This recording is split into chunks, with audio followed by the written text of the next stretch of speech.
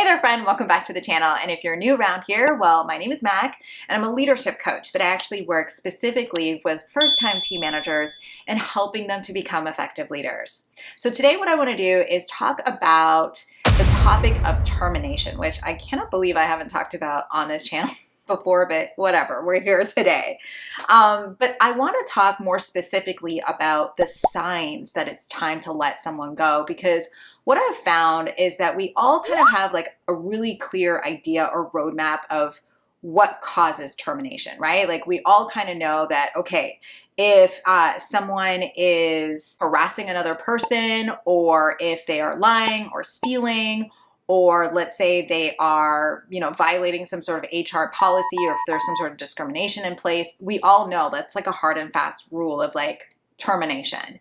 But there are some other subtle things that exist or that happen over time that we kind of tend to ignore. But we, for whatever reasons, whether it's because we're trying to be nice because we recognize that this is this person's livelihood, and so we're trying to give them multiple opportunities, we don't let them go, when in actuality, the kinder thing to do is let them go when we see these signs. Now, I'm not saying that at the first sign we need to terminate someone, but what I am saying is you want to keep these signs in mind so that if over a consistent amount of time, a realistic and reasonable amount of time, you keep seeing the same thing, that you know this person most likely doesn't align, and so I'm most likely going to have to release them from the team. So that's what I want to discuss today. Some of the signs that it might be time to let someone go. So the first sign that unfortunately you might need to let someone go, and I shouldn't say unfortunately, I'm just going to say the first sign that you might need to let someone go is when you are having to have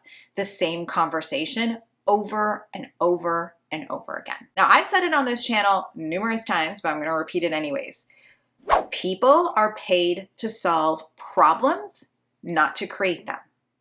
And so what that means is if you're having to have the same conversation with this person about the same thing over and over again, and they are not solving this problem, then all they are actually doing is creating for you more problems, because now you're having to invest a whole lot of time in repeating yourself. That is not okay. It's just not okay. And we've talked about this in the past, which is that a manager's time is costly. Where you choose to spend your time is costly. So if you are having to spend your time repeating yourself over and over again on the same thing, that is not okay. I know I've said that already, but it's just not okay.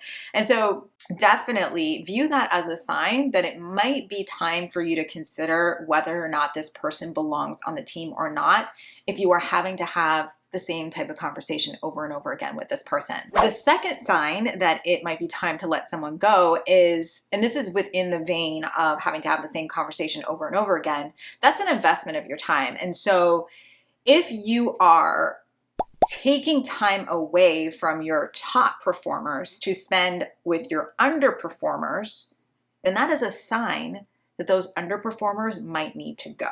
Because it's not fair. It is not fair to the people on your team that are meeting your ask and meeting your expectations and doing everything that they should be doing to stay in that role, that you are literally taking time away from them to be spending it with people that are not meeting your ask on a consistent basis.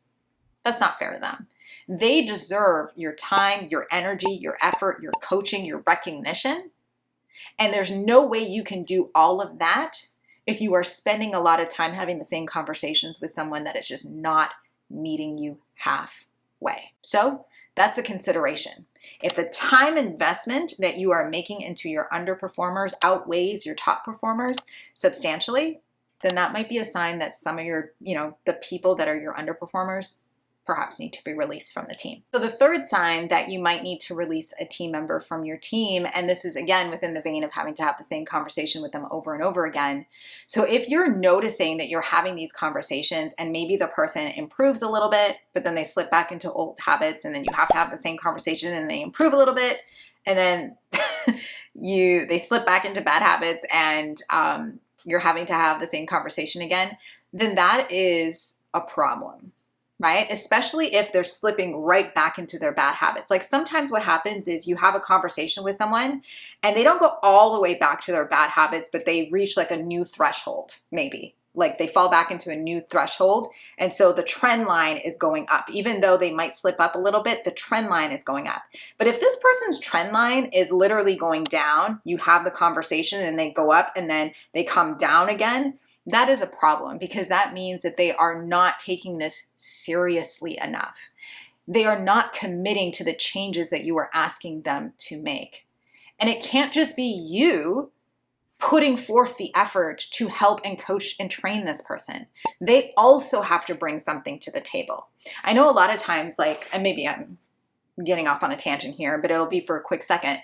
A lot of times when I'm coaching the NMA students, they'll say things like, but this is someone's livelihood. I want to make sure that I'm doing everything possible that I can to help this person. And that's great. And I love and respect you all for that. And at the same time, your level of care cannot extend this person's level of care for their job. I'm going to say that again. Your level of care and concern for this person's job cannot extend this person's level of care and concern for their own job. There has to be a balance. There has to be some sort of striving to meet you part way. And if that's not happening, if they're not hitting like a new threshold in their improvement and actually the trend line isn't going up, but it just keeps dropping down, that is an indication that this person is just not trying hard enough. And it could be that they just don't have the capacity to do it. Like sometimes that's all it is, that the person just doesn't have the skills capacity to be able to meet your ask. So again, in that case, it's even kinder for you to release that person, because it's never fun to be in a position where you know you don't have the capacity to hit the thing, right? So I guess all I'm trying to say is if the threshold isn't, if the improvements aren't at like a new threshold, and if they keep dipping into really bad habits, then that could be an indicator that that person is just not the good fit for the team. So the fourth sign that you might have a team member that needs to be released from the team is if they are negatively impacting the environment that you are trying to create. I'm hesitant to use the word morale because of the fact that that word I feel is so overused, that and the fact that, teams' morales come in ebbs and flows because of challenge, right? Like sometimes people are like tired, and so because of that, quote unquote, morale is low. So I'm hesitant to use that word, but if you feel as though their presence is dramatically and negatively affecting others, then you know it's time for that person to leave. So let me give you an example. I had a team member, and I didn't do the right thing in this example, but I'm using myself as an example. I had a team member who was incredibly toxic. Like anyways, it was not good. I'm not going to get into the details. But one of my supervisors had come into my office one day and said, listen, Mac, I honestly come into work every day and I don't want to be here. I feel like I don't want to be here. The air feels like really thick and uncomfortable.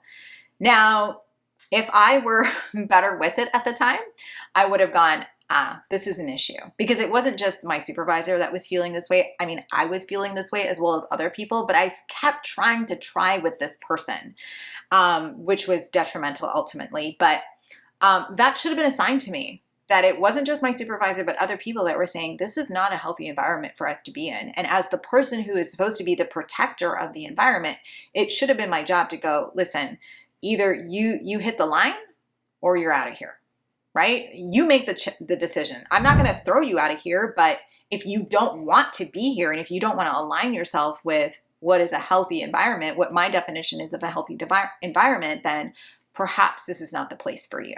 That is what I should have done. And so if you feel as though you have someone on the team that is causing the team dynamic to just be negative and tough for everybody, that's definitely a sign that that person might need to go. And then finally, the fifth sign that perhaps someone might need to be terminated is if they are not hitting the behavioral expectations that you have for your team. So sometimes there are situations where somebody is performing amazing tactically. Like they're doing such an amazing job in tactically hitting the components of their role. So maybe let's say they're in charge of reporting. I'm just going to throw that out there. And when they submit these reports, it is crisp and on time and done well, and it's great. but they are gossips. They have a negative attitude. They are always pointing out problems instead of solutions. Just their attitude stinks, right? The behaviors that they demonstrate on a daily basis is just not okay.